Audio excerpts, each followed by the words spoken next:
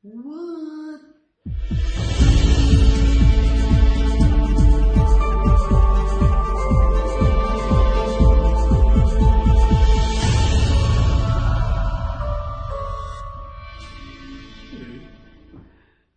Ja, vandaag, 13 Augustus, is International Left-Handers Day.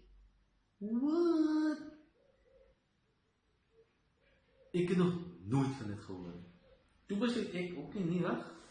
Ik ga nog een beetje navorsing doen, hè. Die Left-Handers Day. Nee? Ik doe nog wat leuke navorsing, hè. Google, we gaan dit nou Google. Navorsing doen net een beetje meer exotisch.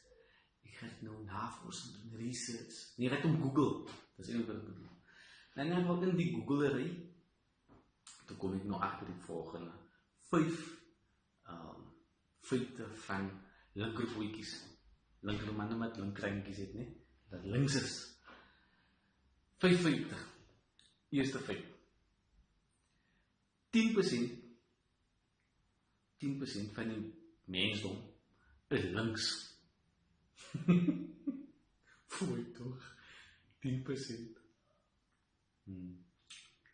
Die tweede feit is, mensen wat links is meer creatief en arty-farty, nee? Volgens mijn navorsing. Meer creatief. Wat soem toe jy man, hè? Gaat maken haar voor ons een kleipotje met jou linkerpoot. Kleipotmaker. Ja. Die research wijst dat linkerpote, weet wat links is? Lefties. Hulle kan baie beter onder water sien. So what? Huh? Dis koop jy in alles vastloop hier in hier op land. Huh? Hulle luk sommer met alles vast. Linkerpote. Maar dan kan je lekker onder water zien. Nog gaat zien lekker onder water daar zo Finding Nemo. Ja. Dan was daar geweest, dat is die 4 ene was, hulle sê, mense wat links is, so connectie tussen hulle twee areas van die brein is baie beter as mense wat rechts is. Kijk, ek dink die meeste van die lefties, nee, die linkerpoot is 'n connectie in 'n stikken. Die story van the number you have dialed, nee? No signal. Buffering. Nee, ja, is die connectie daar nie.